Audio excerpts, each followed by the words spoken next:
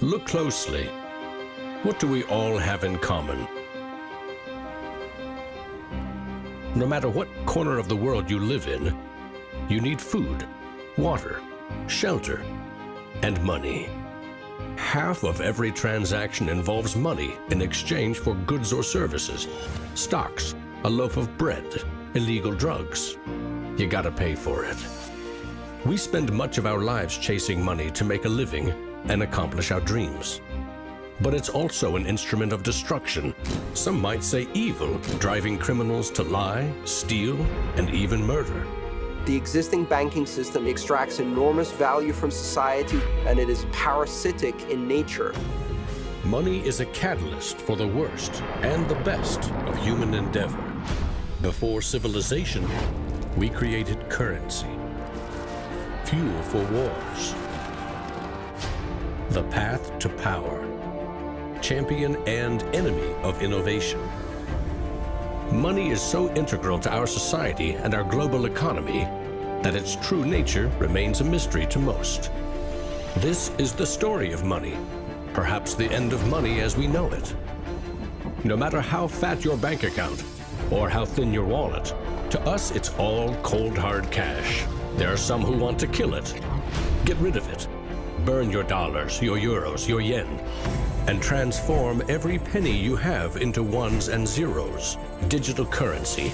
Entrust it to the web and computers spread across the planet. Magic internet money. It's called cryptocurrency, Bitcoin. Invented in secret, it was a gift to the world. It's not just a currency, but it's actually programmable money. A potential curse on bankers. And there's nothing that the big banks or politicians can do to stop it. Breaking every government's grip on money supply. What the internet did for information, Bitcoin is doing for money. Could it be the new gold? No, you have to really stretch your imagination to infer what the intrinsic value of Bitcoin is. Regulators, the Federal Reserve, the banking system, at least understand this is a thing that they have to take seriously. This is going to change the economic culture. Bitcoin could be a microeconomic miracle worker, and it could be a macroeconomic wrecking ball. Is Bitcoin the currency of the future? A godsend for criminals? Or a recipe for financial disaster? If you trust your money just as it is, we have a little story to share.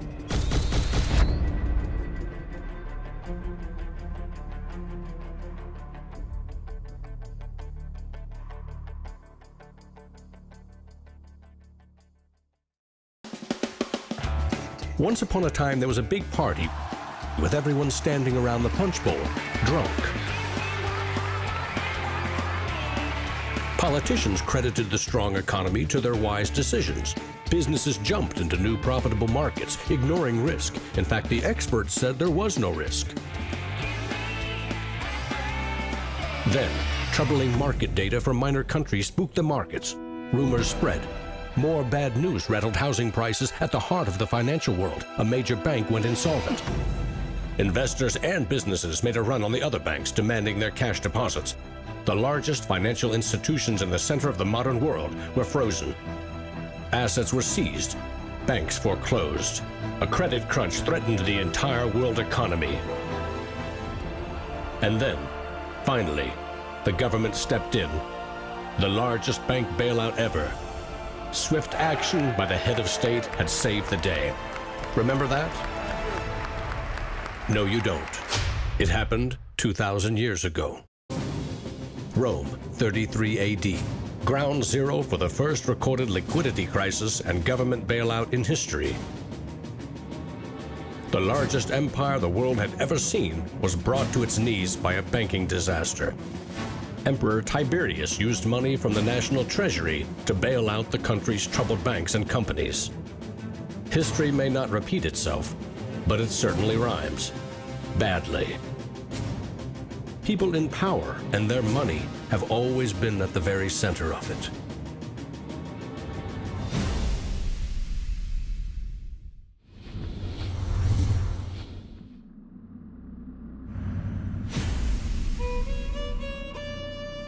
The story of money is as old as civilization itself. When we lived in small tribes, keeping track of debt was easy. You owed somebody a load of firewood. A neighbor owed you a piece of meat. Credits and debits were kept in your head, a mental ledger.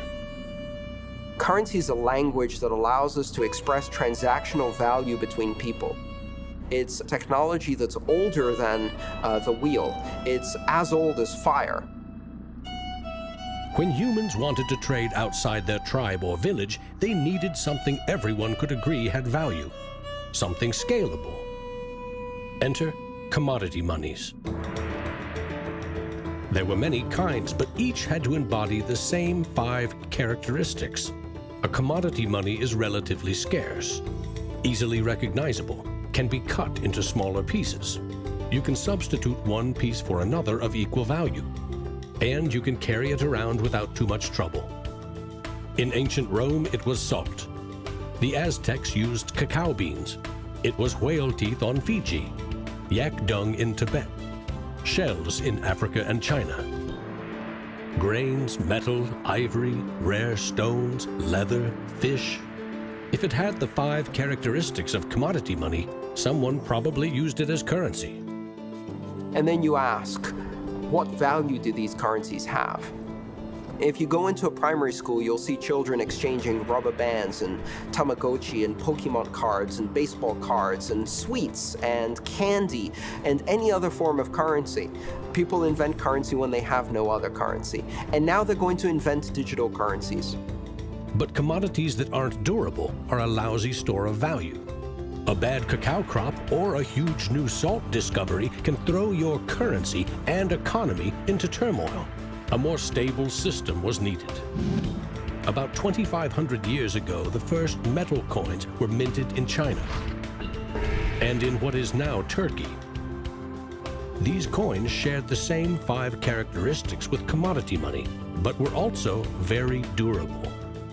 In some cases, coins are the only thing left of entire civilizations. Money does not originate with governments. Money arises naturally as markets begin to develop and as people with a division of labor realize that if I have eggs and you have a cow, we may need some medium of exchange in order for you to buy my eggs or for me to buy your cow. Coins were an objective and universal unit of account, and they allowed people to buy and sell goods over vast regions. The market economy was born. Coins worked, but only if people trusted that the king or emperor who issued them wasn't cheating on the metal content. Using coins also meant that an authority now controlled the supply of your currency. Money and political power were inextricably linked, centralized. Minting coins in a steady and predictable manner allowed economic growth and stability. The Wushu coin in China retained its value for 500 years. In Constantinople, the solidus lasted for 700 years. But in those times, the coins didn't have the milled, this sort of milled edge. They were flat, and what used to happen was as coins were passing from people to people, people would cut little bits off. And in fact, in some of the taxation that the kings would do would actually be take 1/8 of the coin off. Taxes built castles and financed military campaigns, expensive hobbies. Soon, royal mints were substituting cheaper metals for silver and gold. This is called debasement, and Europe's kings made a habit of it. The currency of France was debased every 20 months for 200 years. If no one can trust the gold or silver content of your coins, how can you trade with other countries? International merchants found a solution. They recognized that one person's debt has value. It can be traded or transferred.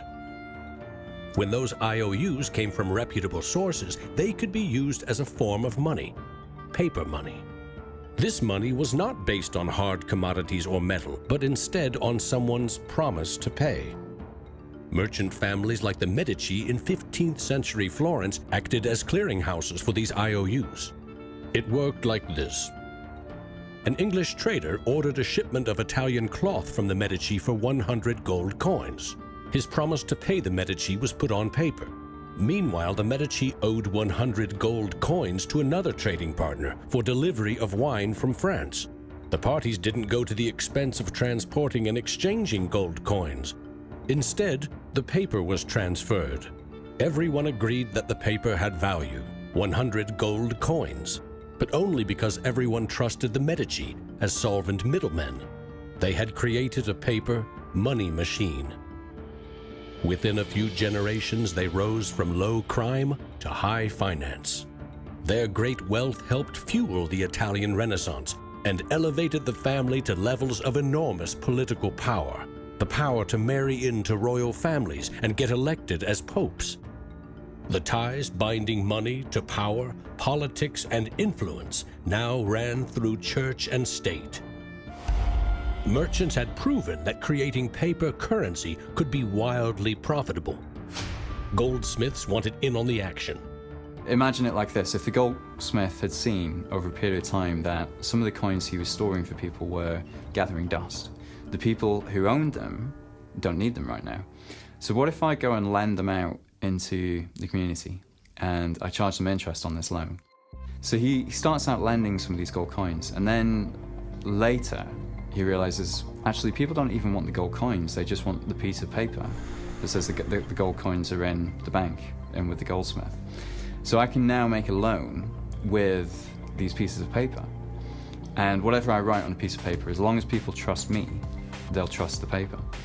And effectively the goldsmiths and the early day bankers, they had literally acquired the power to print money. More and more private paper money from merchants and banks circulated and began to rival the crown's coins. The power inherent in controlling and issuing money began slipping away from the rulers. They couldn't tax or debase this new kind of money, but they had bigger ambitions than ever with trading posts, colonies, and empires that now stretched across the globe. For centuries, European countries would take turns building massive fleets and waging war on each other to rule the world.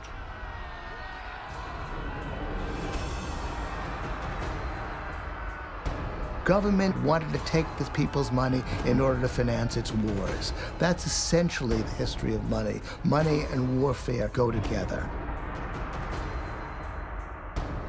War is expensive. 1 year's income taxes simply aren't enough. Kings and queens had to borrow money against future taxes.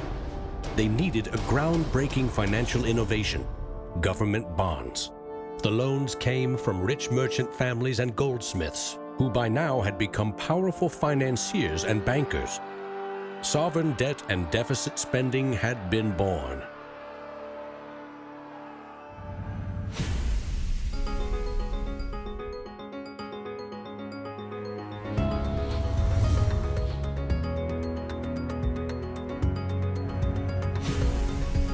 In 1694, the Bank of England was established to fund a war against France. England's central bank was privately owned and granted the monopoly to issue banknotes, paper that could be redeemed for an equal amount of gold from the government coffers. The central bank soon also managed the entire debt of the crown. Money has been a tool of sovereignty for centuries. Being able to issue currency gave you the power, but it also gave the value to that monetary supply by backing it with a force of state, with essentially the debt of state. When the U.S. won independence from Britain, the first article of the new Constitution gave Congress the exclusive right to coin money.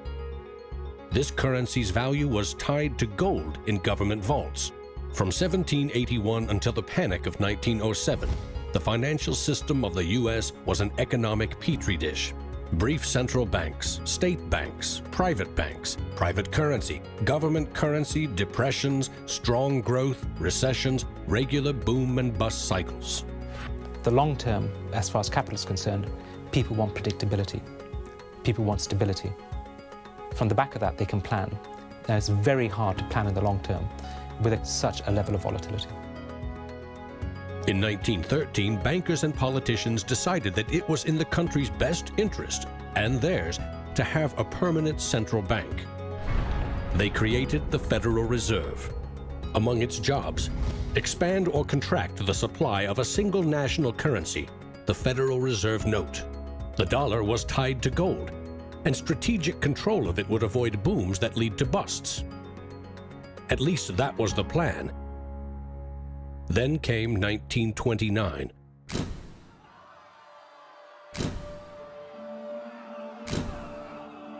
The Great Depression would have a profound effect on monetary policy worldwide. I shall ask the Congress for the one remaining instrument to meet the crisis: broad executive power. Soon, the Fed had printed nearly all the money it legally could to pump life back into the economy. It needed gold to fire up the mint.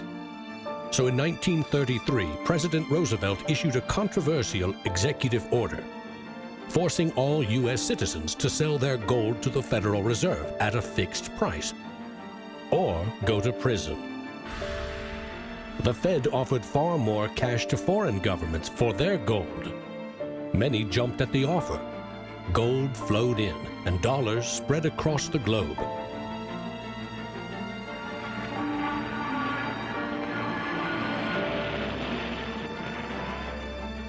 World War II devastated nearly every major economy, except the United States. The military and industrial juggernaut emerged as the global financial superpower. The dollar had become the world's most stable and trusted currency. Other countries pegged their currency to the dollar, which could still be redeemed for gold.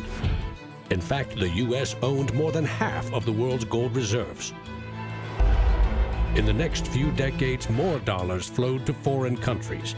Governments began debasing their coins with cheaper metals and printing more of their own currency than they had in gold. The bond between precious metals and paper currency was cracking. This is a 1966 50-cent piece. It was the last coin in regular circulation in Australia to contain silver, and it contains 80% silver.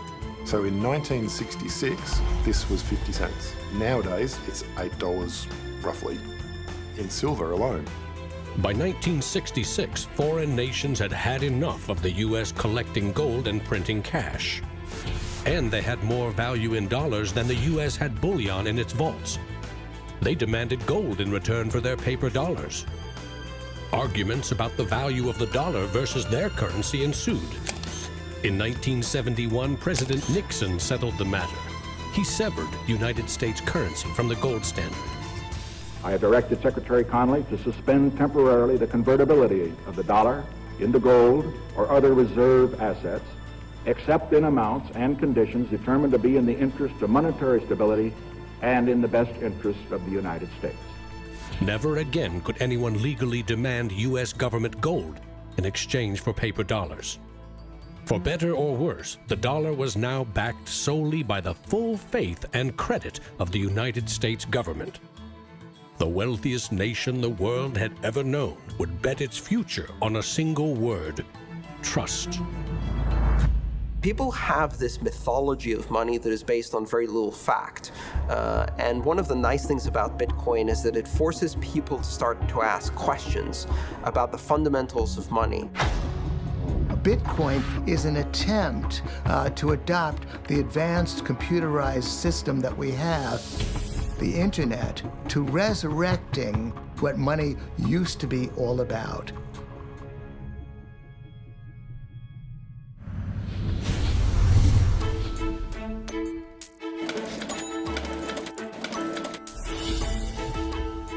I think our dollar policies, our monetary policies, our fiscal policies have absolutely created a nation of debtors. Not just personal debt, not just corporate debt, but government debt. I mean, you have to look at those all together as one big thing. What is the wealth of the nation? Well, the wealth of the nation is a gigantic hole of money that we owe to the rest of the world that is never going to be paid back. Today, the United States pays more than $400 billion in interest to its creditors every year. When a government spends more money than it collects in taxes, it simply borrows more, or it creates more. At one time, every piece of paper money was backed by gold.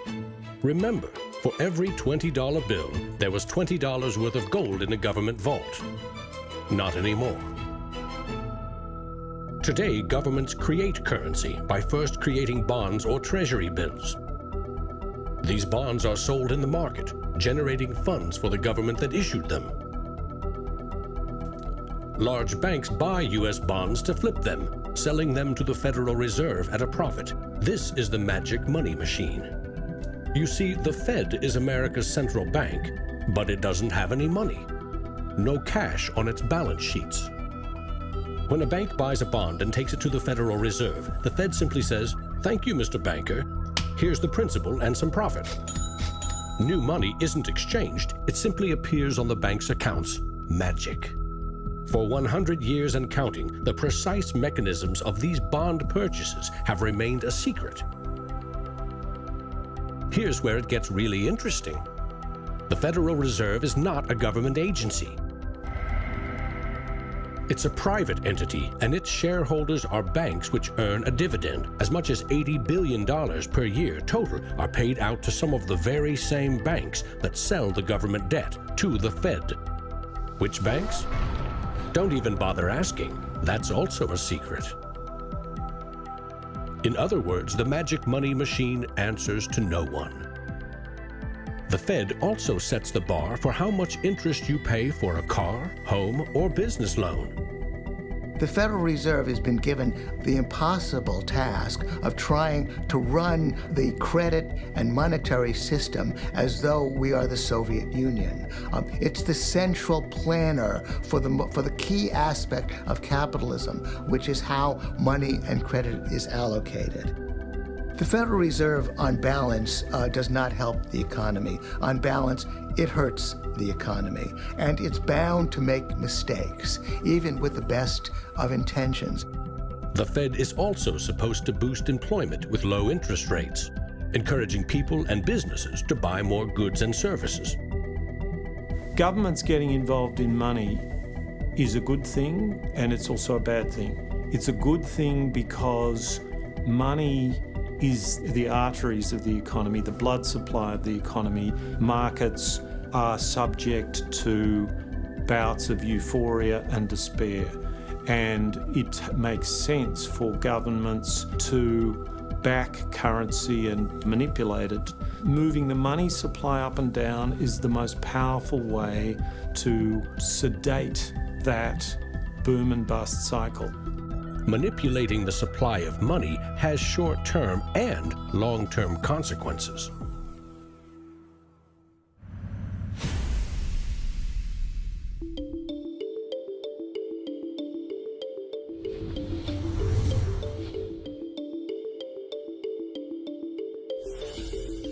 Central banks aim to create new money carefully, strategically, and very, very slowly.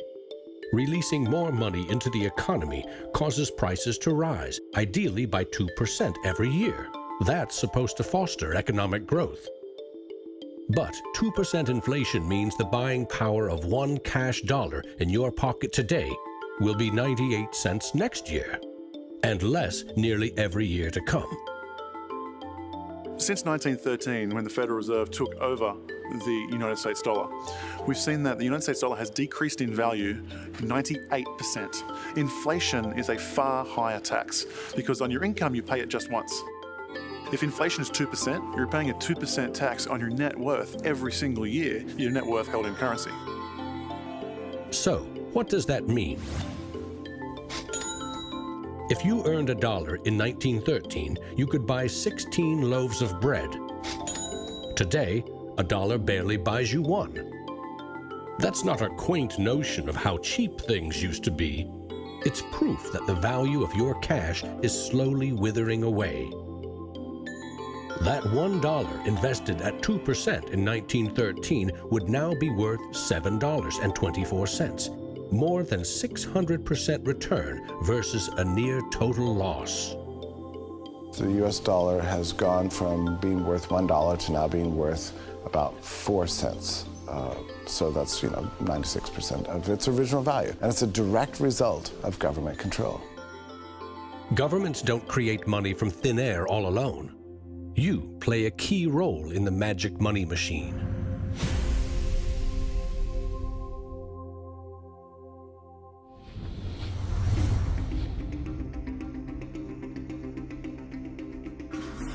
It's not really the central banks that are the problem.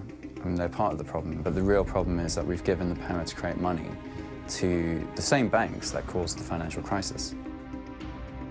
We put our paychecks and savings into a bank account and draw from it as we need it. The banks are custodians of our money. Right? Wrong. It is now the property of the bank on their balance sheets. They can do just about anything they want with it. For example, create new money. Here's how. Your bank account shows $100, but the bank only holds $3 and loans $97 to Bob to buy something. In the bank's computers, you still have $100 in your account, but Bob now has $97 of new virtual money in his account, just digits on a computer screen. There's no cash, no gold, or anything else backing up the new numbers in Bob's account. Just his promise to pay it back. This is new money created as debt. When those $97 are spent, say in a shop, the shop owner deposits into another bank, and it is lent out again, and again, and again. And each of these people have numbers in their accounts showing that they own this money. So your original $100 has multiplied. Now there are over $3,300 in the system. This process of loaning out far more money than a bank actually has as cash on hand is called fractional reserve banking. In the UK, 97% of the money that exists is just numbers in a computer system, and those numbers are created by the banks. Banks earn untold billions in interest every year by creating and lending virtual money. What's more, banks don't even need your deposit to create new money. If they consider someone credit-worthy for a loan, they can put new magic money into his or her account and start charging interest. So reporters talk about Bitcoin as though it's the first digital currency. But actually we use digital currency every time you make a transaction through internet banking or through your bank card. Actually, it's not even just digital currency, it's digital currency that is created by the banks, essentially out of nothing. In other words, all new money is debt. This is the part of money creation that isn't taught in economics class. Money in paychecks, bank accounts, 401ks, that loan to Bob, credit card debt, your home loan, all began life as virtual money created by the banks. The entire system is based on trust. Trust in the bank's solvency. Trust in the debtor's ability to repay their debt. If all bank customers demanded just 3% of their deposits right now in cash, this run on the banks would reveal the truth. Almost none of that paper currency you think is in your bank account exists. It never did. Remember the drunken party? Our financial crisis had everything to do with virtual dollars. Too many people with very little income borrowed a lot of money they could never repay. But the banks didn't care. They didn't have to. They quickly made and sold shaky loans to someone else for a profit. And I got them all approved. Hey! Apply now. Selling bad loans was a good business until the whole thing blew up in a global financial crisis.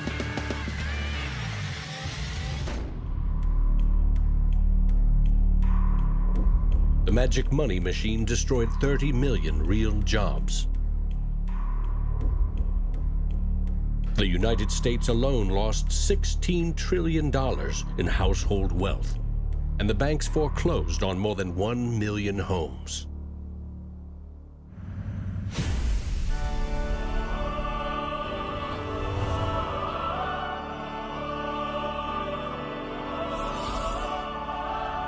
Selling subprime loans and betting they will fail may not be sacred, but it is lucrative. As much as 1/4 of our best and brightest are being lured by the siren call of the money machine. Instead of science, engineering, or medicine, they chose a career betting with other people's money. To get rich quick, very rich. And sometimes they take shortcuts. Getting by on a nickel and a dime. Money has a funny way of bringing us down. They say it makes the world go round and around. My ancestors in Greece talked about the corrupting influence of power. And nothing has changed in these 3,000 years. When you give control over massive amounts of money to a few individuals, they will take advantage of that control.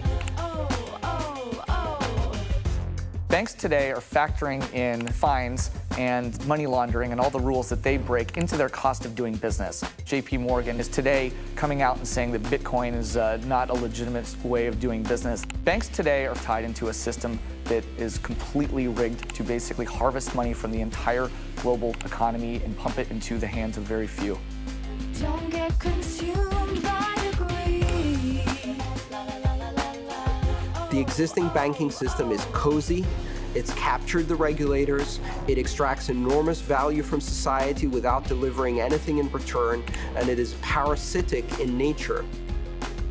The banks play a very pivotal role in an economy. You look at any successful economy, it has successful banks. There's a very close correlation with banking profits and the economy as a whole. In medieval Europe, a banker who couldn't repay depositors was hanged. Today, that same banker would get bailed out, paid bonuses, and enjoy some tax benefits too. To date, no senior U.S. banking executive has been charged for selling the bad loans that fueled the Great Recession.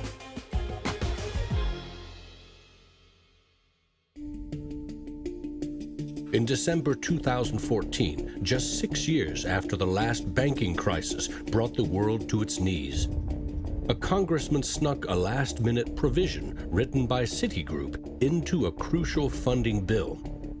The provision allows the largest U.S. banks to once again make risky derivatives bets with bank deposits. But no need to worry. If the banks implode again, lost deposits must be paid back by U.S. taxpayers.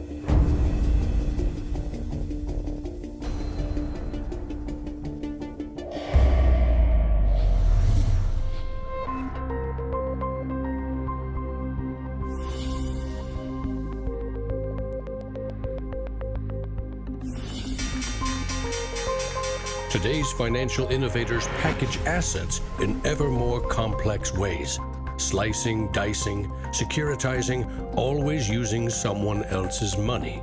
They sell debt, transfer risks, leverage bets. That's what they call innovation. When you're talking about financial innovation, Bitcoin certainly is a very good example of innovation. But there's also been other innovations that people a bit closer to the world of finance would cite as good examples. An example of that would be the original swaps market. From there moving on to the credit default swap. It is an excellent example of financial innovation, but also if it's used incorrectly, it can create a lot of problems, as we've just seen. History teaches that the most revolutionary and disruptive innovation nearly always comes from the fringe, not from corporate cubicles. True innovators see the world differently. They see the big picture, creating new products and entire systems that lead to new industries. Steve Jobs called them the square cogs in round holes. It's unsurprising that new innovations always come from a niche group of early adopters because it is inherently very hard for many people to realize the benefits of new technologies. In 2011, most Bitcoin community people were either people from the technology space, the geeks and hackers, or people from the traditional financial industry. There are even some bankers and hedge fund traders using Bitcoinica at that time as well, which was really surprising to me. A radical new idea is often met with skepticism, ridicule, even hostility from those who stand to lose the most from its success. Case in point, the automobile. In the late 19th century, Carl Benz and others built the first cars, contraptions that could threaten the stagecoach and railroad industries. These self-propelled vehicles, or road trains, would certainly scare horses, injure people, and damage roads. Cars, the railroad barons said, were just too dangerous. And to protect us, they used their power to pass a law in 1865. It required every automobile in England to observe a 4-mile-per-hour speed limit and to be operated by a crew of 3, a driver, an engineer, and a flagman. This heroic flagman walked in front of the car to warn fellow citizens of the coming danger. The railroad tycoons, the lawmakers, the self-appointed gatekeepers used regulation to stifle innovation. But they didn't invent the flagman. He's been around for a long time. For centuries, very few could read. Books were copied by hand. The people in control, political and religious leaders, wanted to keep it that way, and they greeted Johann Gutenberg's printing press with licensing laws, publishing bans, taxes. In some parts of the world, printing was a crime punishable by death. After all, they were just protecting us from dangerous ideas. Before the printing press, there were an estimated 30,000 books in all of Europe. 50 years later, there were 10 million. As Gutenberg's invention flourished, the Dark Ages withered. Progress couldn't be stopped. But the flagman never stops trying. His masters set him loose on each of these innovations because they threatened someone's profits, someone's control. But remember, this is a story about money. What if a technological innovation allowed anyone in the world to be their own bank? To create a currency free from taxes and banking fees?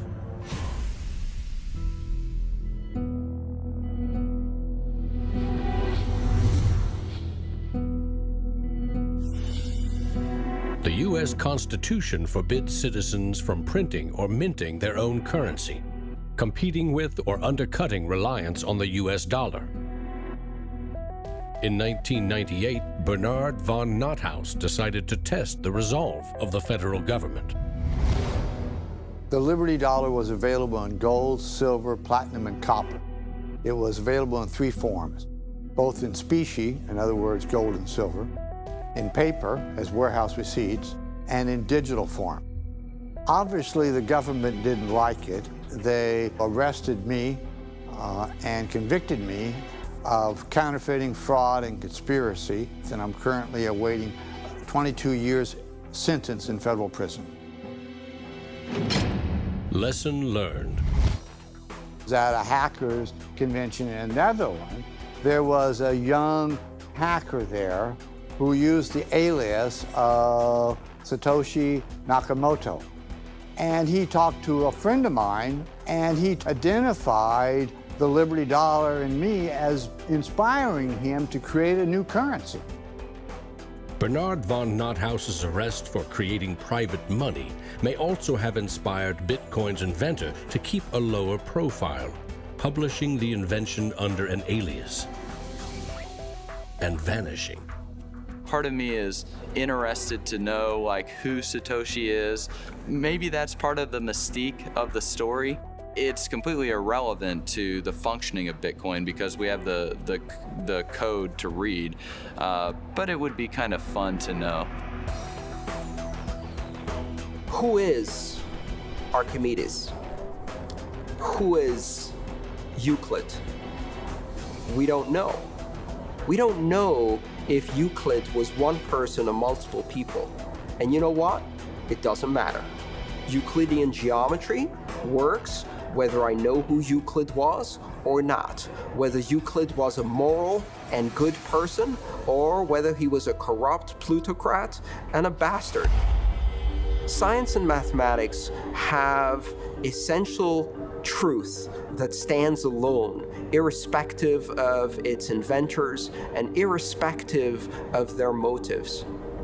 Well, Bitcoin is a system based on mathematical truths, and these mathematical truths stand alone. We can read the source code in Bitcoin and understand it, and it will be true whether Satoshi Nakamoto is a man, a woman, a collection of individuals, a government agency, or aliens from the future. Bitcoin is digital currency and computer software. Capital B Bitcoin is the shared code that creates a global payment network using computers connected to the internet. Bitcoins are virtual currency, digital money created, stored, and exchanged on that network. But unlike virtual dollars created by a banker, this new currency was created with math by an anonymous inventor.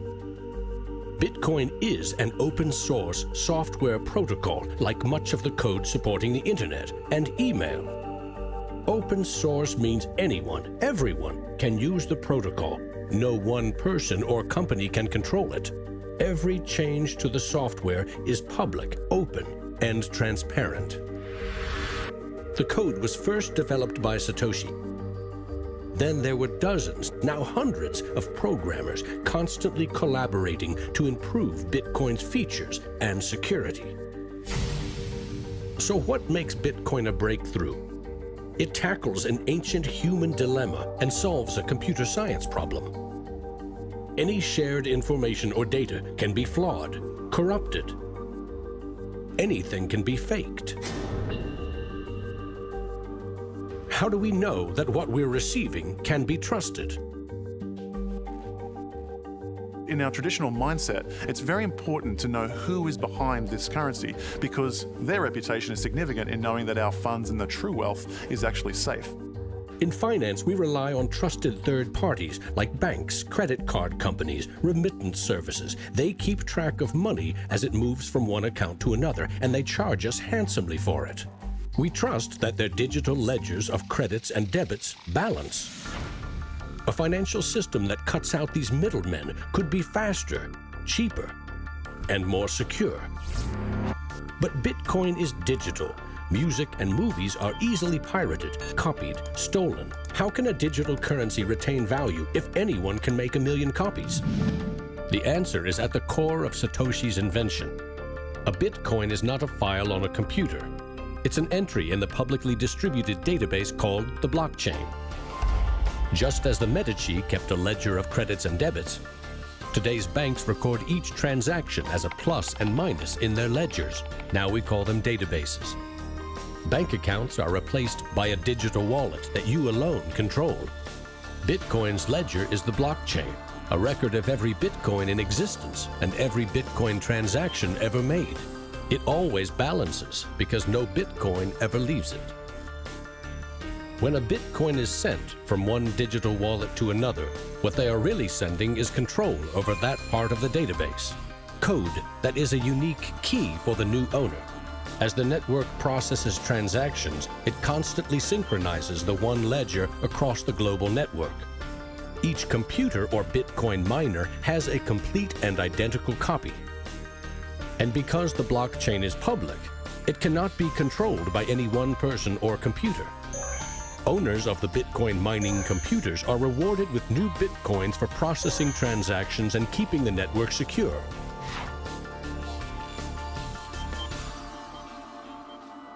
In other words, the Bitcoin network replaces banks and bankers. Today, the combined computing power of this global network is greater than the 500 biggest supercomputers combined, times 10,000.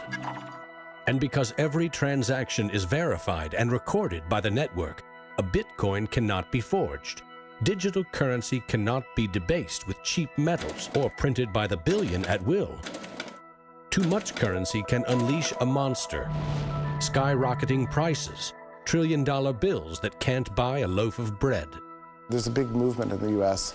demanding that the Fed be audited so we can find out what they're doing. Nobody really knows how many dollars are in existence, for example. Ben Bernanke created several trillions of dollars over the last several years, but nobody really knows where they landed. At any time, for any reason, the central banks can print as much money as they want. They call it fancy things like quantitative easing. And when they do that, it makes the dollars or euros or yen that you and I have worth less. So if the world starts using Bitcoin as their currency, It can't be controlled by central bankers or politicians. Remember, central banks create money to boost the economy and try to pull it back out before inflation heats up. But no one knows how much magic money global banks are creating to boost their profits with questionable loans. Bitcoin is completely the opposite. It's totally transparent. You know exactly how many exist. The computer code behind Bitcoin has a built-in brake pedal, cutting the creation of Bitcoins in half every 4 years. This ensures a transparent, controlled scarcity and ultimately limits the total number of Bitcoins to 21 million. No lobbyist, no politician, no banker can create more or change the mathematical rules dictating their creation. Advancing accountability. And that's one of the things I think is most exciting about Bitcoin and the technology behind it, is not so much that it will supplant the dollar or that it will supplant government itself, but that all of a sudden there's a competitor to government, and that government itself now needs to look over its shoulder more than it did. This new digital currency can be purchased online with a credit card or in person with cash. And it has the 5 key characteristics of money. But is it a store of value?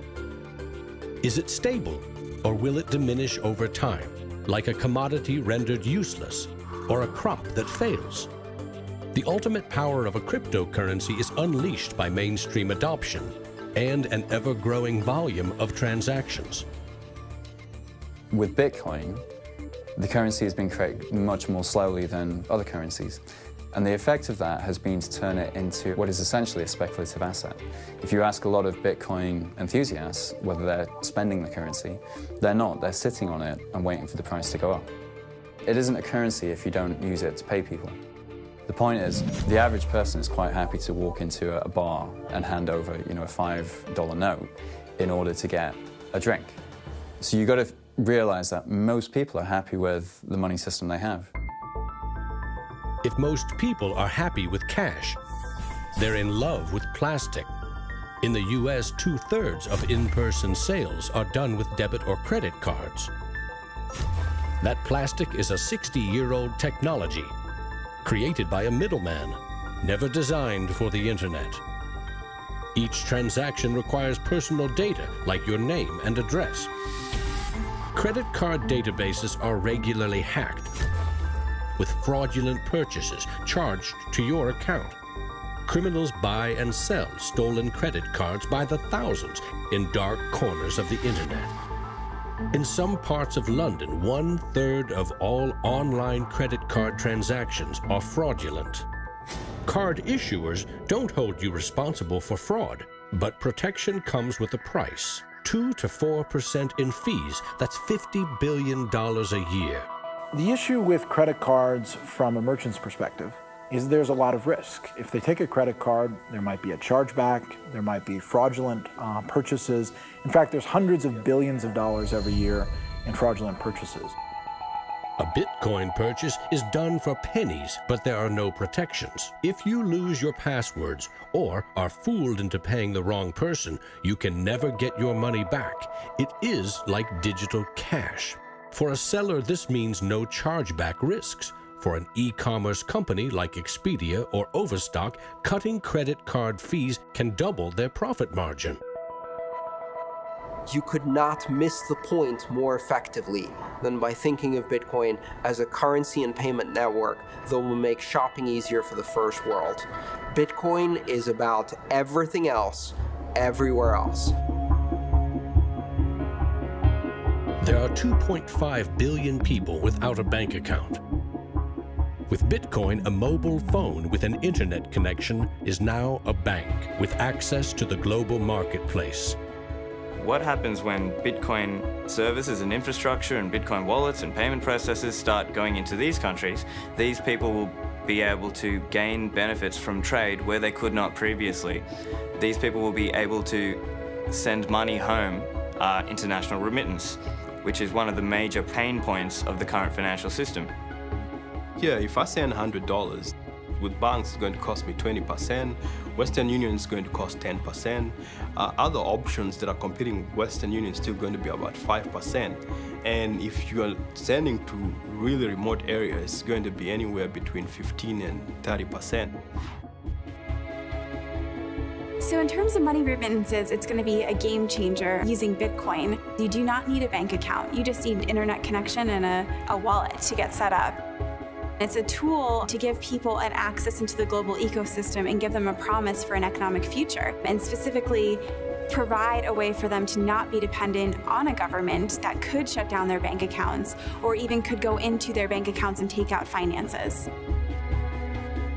Goldman Sachs came out with a report and they basically looked at if you were to replace all transactions globally, so FX, bank-to-bank transactions, with the Bitcoin protocol, and still charging 1%, mind you, it would save the global economy $200 billion, so not million, $200 billion a year in saved transaction costs, which ultimately goes back into the hands of the consumer. An international wire transfer can take up to 4 days.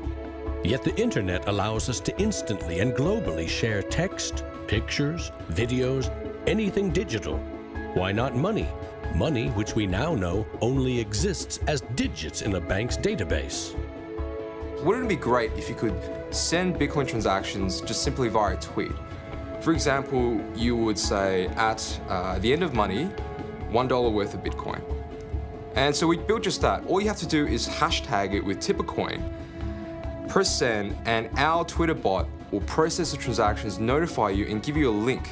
And this will allow you to either withdraw your Bitcoins or send it to someone else. With Bitcoin, you can send $1 or $1 million worth of value anywhere in the world. You can do it for free, or you pay the Bitcoin network fee, which is still just around a penny. And there's nothing that the big banks or politicians can do to stop it.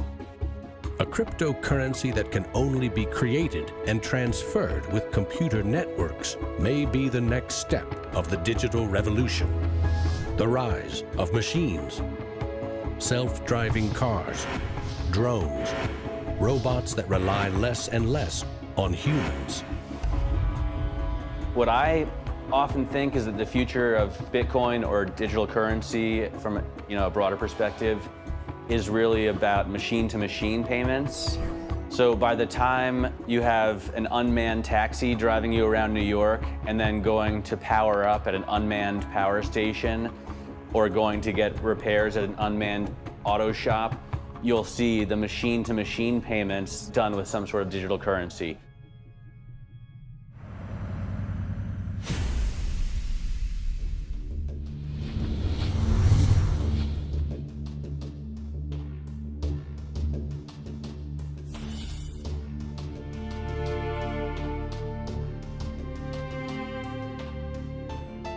We actually built this world that we live in over the last 200 or 300 years. We've made some mistakes. We've learnt to make things better. The idea that there's some magic key, that if you just sort of stop doing a few things, that there'll be this perfect order that will settle, is a very childish, ideological delusion, in my opinion. But that is not to say that Bitcoin isn't an exciting thing. It's a terrifically exciting thing. But we have to try and engage with it with working minds, not with magical thinking. People are suggesting that it's going to be another world currency, rivaling the dollar or the euro or the yen. I think that's not going to happen. I prefer to trust the banks or the central government compared to the Bitcoin is because someone's accountable. Whereas with the Bitcoin, it's completely deregulated. There's no central control. There's no one held accountable. It is a free float. It's purely demand and supply driven. Mr. Williams? So clearly this is not a currency. Currencies don't behave like this. But what this is a high-risk speculative commodity. So for the entrepreneurs, the bankers, the governments, and everyone else studying and watching Bitcoin, all I have to say is that there will probably be a lot of volatility and an upward trajectory, and to buckle up.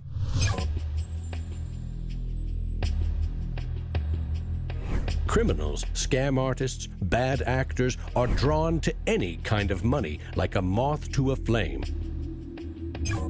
Silk Road was a marketplace that was online. It existed in the underground web. Now, this marketplace allowed people to sell things that were illegal to governments. Fake IDs, pirated music, Bibles in North Korea. Are cryptocurrencies inherently bad? or just the newest tool to acquire the forbidden? Porn is illegal in Iran. Well, there's a few percentage points of sales on Silk Road was to sell porn to Iranians. Now, a much broader one that gets a lot of press with regards to Silk Road is drugs. I've been doing research over the past couple of years into the online drug marketplaces in the darknet using Tor and Bitcoin as technologies to enable illicit drug transactions. We did a global survey of drug users, and we had over 20,000 people respond to that. And the majority of those people were buying traditionally illicit drugs, ecstasy, cannabis. The FBI brought down Silk Road. It certainly hasn't stopped the trading of illicit drugs online. A lot of people want to criticize Bitcoin for being used for illegal things or illicit things, but if you look at it, the most popular currency in the entire world for doing bad things is the US dollar. If you think of Bitcoin as a platform instead of a currency, then you really begin to see the potential it has. The ledger, which cannot be forged, it cannot be changed, and is universally accepted, is genius. There will be Bitcoin technology forever, and it'll have applications for years to come. Creating a secure global payment system may just be the beginning. Patents, contracts, land titles, proof of ownership can be baked into Bitcoin, securely held in the public ledger. I read up more about Bitcoin, I played with the source code, I built some things that I realized this is actually a very, very powerful protocol. It's not just a currency, but it's actually programmable money. The digital age has fundamentally changed the world. We have embraced digitized music, film, medical records, communications, the internet.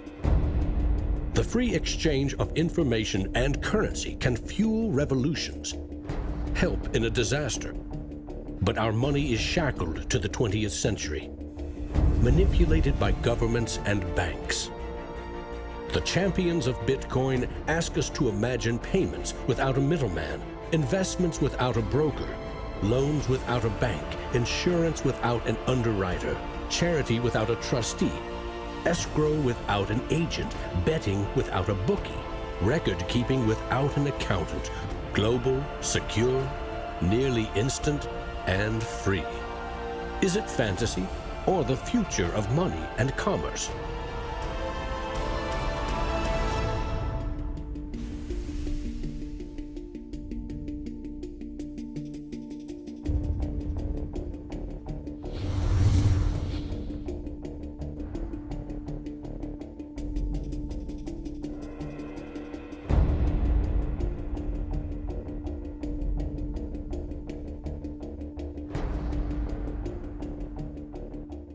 I love Bitcoins. I'm really into Bitcoin. Well, Satoshi Nakamoto, that's a name I love to say.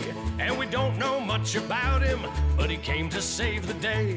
If you don't know what a Bitcoin is, right, usually the way people describe it is digital cash. It's money for the internet. Oh, Bitcoin, as you're going into the old blockchain. Oh, Bitcoin, I know you're going to rain, gonna rain. People are like, oh, I love my bank. I'm like, really? You ask a banker, you know what's 2 + 2? He's like, well, I can tell you, but there's a fee. Down the road it will be told about the death of old Mt. Gox, about traders trading altar coins and miners mining blocks. Now, Bitcoin is a new technology. I like to say it's banking light. All of the convenience, none of the evil. Bitcoin, as you're going into the old blockchain. Oh, Bitcoin, I know you're going to rain, till everybody knows, You know, when I go online and I buy, like, I don't know, a pair of socks, if I pay with a credit card, I'm just buying socks, right? If I buy those socks with Bitcoin, it's a revolution. I am sticking it to the man.